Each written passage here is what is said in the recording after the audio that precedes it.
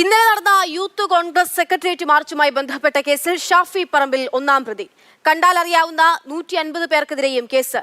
ഗതാഗത തടസ്സം സൃഷ്ടിക്കൽ, അന്യായമായി സംഘം ചേരൽ എന്നീ വകുപ്പുകൾ ചുമത്തിയാണ് കേസ്.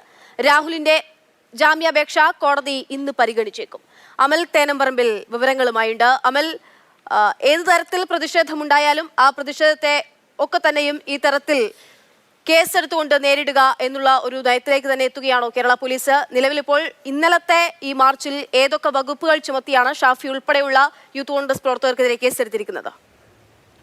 അക്ഷയ, രാഹുൽ മാങ്കൂട്ടത്തിൻ്റെ അറസ്റ്റുമായി ബന്ധപ്പെട്ടാണ് യൂത്ത് കോൺഗ്രസിൻ്റെ സംസ്ഥാന കമ്മിറ്റിയുടെ ആഹ്വാനപ്രകാരം ഇന്നലെ സെക്രട്ടേറിയറ്റിലേക്ക് മാർച്ച് നടന്നത്.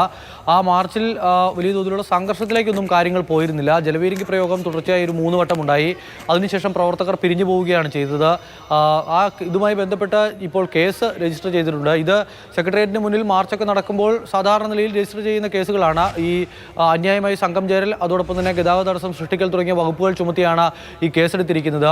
MG റോഡ് ഈ പ്രവർത്തകർ ഉപരോധിച്ചിരുന്നു സെക്രട്ടേറിയറ്റ് മാർച്ചിന് പിന്നാലെ.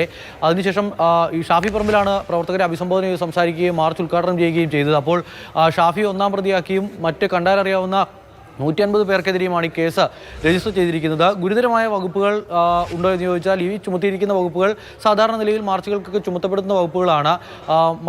ഇതിനു മുൻപത്തെ കേസിലാണ് എങ്കിൽ ആ കേസിൽ ഗുരുതരമായ വകുപ്പുകൾ ചുമത്തിയിരുന്നു. പൊതുമുതൽ